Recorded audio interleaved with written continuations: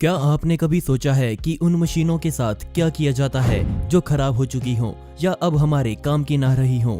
इस दुनिया में लाखों पुराने एयरप्लेन्स, पुराने टैंक्स, लावारिस पड़ी लाखों कार्स और यहाँ तक कि ट्रेन्स भी ऐसे ही धूल खाती आपको मिल जाएंगी। इन सब मशीनों को सिर्फ जंग खाने के लिए किसी खुली जगह में ऐसे ही खड़ा कर दिया जाता है और आज मैं आपको ऐसे ही कुछ मशीनों के कब्रिस्तान दिखाने वाला हूँ। Plane graveyard. अमेरिका के तुसान एरिजोना में दुनिया का सबसे बड़ा हवाई जहाज का कब्रिस्तान बसता है। इसे असल में बोन यार्ड के नाम से जाना जाता है। एक समय पर यह जगह प्लेन के लिए अस्पताल का काम करती थी, मतलब यहाँ पर प्लेन्स का रखरखाव किया जाता था। लगभग 4400 प्लेन्स और फाइटर जेट्स को इस यार्ड में ठीक किया गया। लेकिन आज यहाँ पर सैकड़ों बड़े बड़े कार्गो प्लेन्स, फाइटर जेट्स और यहाँ तक कि डोमेस्टिक फ्लाइट्स के प्लेन्स भी यहाँ धूल चाट रहे हैं। कमाल की बात यह है कि इस कब्रिस्तान में प्लेन्स को बड़े ही अच्छे ढंग से खड़ा किया गया है। हर एक अलग मॉडल के प्लेन की यहाँ एक अलग लाइन बनी हुई है। आज यहाँ इन प्लेन से पुराने पार्ट्स निकालकर नए प्लेन्स में लगाए जाते हैं, लेकिन जब भी कोई इसे देखता है तो उसे दुख का अनुभव जरूर होता है। Chernobyl graveyard. दुनिया का एकमात्र रेडियो एक्टिव ग्रेवयार्ड यूक्रेन के बुरियाकिवका में पाया जाता है। कमाल की बात यह है कि ये कब्रिस्तान अपने आप नहीं बना, बल्कि इसे जानबूझकर बनाया गया, क्योंकि चेर्नोबिल दुर्घटना होने के बाद बचाव अभियान में कई हजार साधन इस्तेमाल किए गए, लेकिन बदकिस्मती से इस्तेमाल किए गए साधन खुद भी रेडियो एक्टिव हो गए, जिसका परिणाम ये आया कि उनको एक खाली जगह में डिस्पोज करना पड़ा। इस जगह पर आपको हर तरह के साधन देखने को मिलेंगे। फायर ब्रिगेड के ट्रक्स, मोटरसाइकिल्स, बसेस और यहाँ तक कि MI6 और MI8 हेलीकॉप्टर्स भी आपको यहाँ ऐसे ही देखने को मिल जाएंगे, जिनको यहाँ बहुत पहले खड़ा कर छोड़ दिया गया है। ये सारे साधन किसी समय में बचाव अभियान का हिस्सा हुआ करते थे, जिनकी सहायता से सैकड़ों जानें बचाई गई, लेकिन आज ये जहरीले तो हैं और साथ में लावारिस भी हो चुके हैं। Ship graveyard. हर कोई जानता है कि अगर कोई साधन इस्तेमाल करने के लिए काम में लाया जाता है तो कभी ना कभी उसका अंत जरूर होता है। दुनिया का सबसे बड़ा जहाजों का कब्रिस्तान कहीं और नहीं बल्कि हमारे पड़ोसी देश पाकिस्तान में कराची के तट पर देखने को मिल जाएगा। हर साल यहाँ 100 से ज्यादा ग्रेट टैंकर्स और क्रूज शिप्स को काट कर कबाड़ में तोला जाता है। इस काम को और चौंकाने वाला बनाता है यहाँ काम करने का तरीका। बड़े बड़े जहाजों को कारीगर अपने हाथों से काटते हुए यहाँ आपको दिखाई दे जाएंगे।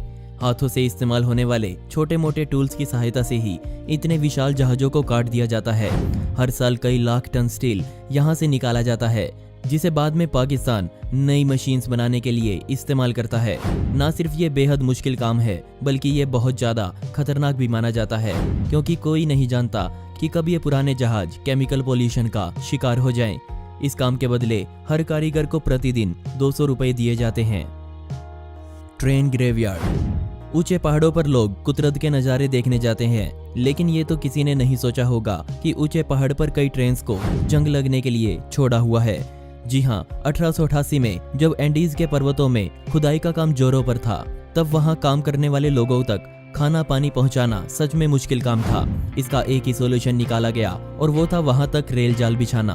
1892 तक ट्रैक्स बनकर तैयार हो गए और इसके बाद पूरे 50 सालों तक ये ट्रैक्स खाना पानी ले जाने के लिए इस्तेमाल किए गए।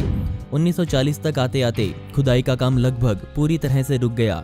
इसके बाद यहाँ खड़ी ट्रेन्स के ऊपर किसी ने ध्यान नहीं दिया, क्योंकि हर कोई ये मानता था कि ये ट्रेन्स पुरानी हो चुकी हैं और इनको यहाँ से उठाकर ठीक करवाने में जितना खर्चा आएगा उतने में तो नई ट्रेन्स भी आ सकती हैं। जिसके बाद इन ट्रेन्स को यहाँ जंग लगने के लिए ऐसे ही खुले में छोड़ दिया गया। ओरेंजेमंड डायमंड ग्रेवयार्ड।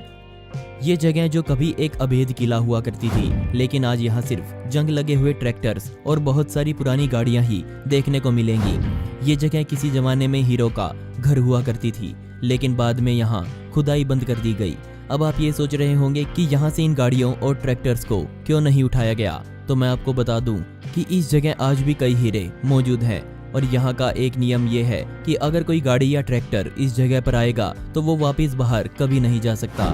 ये अजीब नियम इसलिए बनाया गया ताकि यहाँ से होने वाली स्मगलिंग को रोका जा सके, और अगर कोई अपनी गाड़ी बाहर ले जाने की कोशिश भी करता है तो उसे 15 साल की कैद होना पक्का है। और इसी अजीब नियम का परिणाम ये आया कि आज सैकड़ों गाड़ियां और ट्रैक्टर्स यहाँ पड़े जंग खा रहे हैं।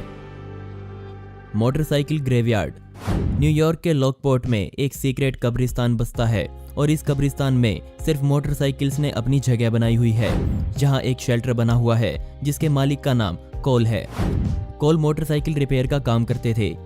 उन्होंने बहुत सारी जैपनीज और टूटी फूटी बाइक्स को खरीदा ताकि वो उन्हें ठीक करके आगे बेच सकें। बदकिस्मती से अपना प्रोजेक्ट खत्म करने से पहले ही कोल की मौत हो गई, जिसके बाद इस शेल्टर को एक अलग आदमी ने खरीद लिया जिसका नाम फ्रैंक था। और फ्रैंक ने तभी अंदाजा लगा लिया कि जो शेल्टर उसने खरीदा है उसकी हालत बेहद नाजुक है, ये कभी भी ढह सकता है। जिसके बाद उन्होंने सैकड़ों बाइक्स को ऐसे ही वहां पर लावारिस छोड़ दिया। जब दुनिया को ये पता लगा कि ये शेल्टर बंद हो चुका है तो सभी ने इसमें पड़ी बाइक्स खरीदनी चाहिए, लेकिन फ्रैंक ने इसे बेचने से मना कर दिया। और तब से लेकर आज तक यहाँ खड़ी सैकड़ों बाइक्स जंग खा चुकी हैं। दोस्तों, आपको इनमें से सबसे बढ़िया ग्रेवयार्ड कौन सा लगा मुझे नीचे कमेंट सेक्शन में जरूर बताइएगा। और इस वीडियो का पार्ट 2 चाहिए हो तो कमेंट में पार्ट 2 जरूर लिखें। ऐसी ही इंटरेस्टिंग वीडियोस देखने के लिए मिस्टीरियस दुनिया को अभी सब्सक्राइब करें। मिलते हैं अगली वीडियो में। यह वीडियो देखने के लिए धन्यवाद।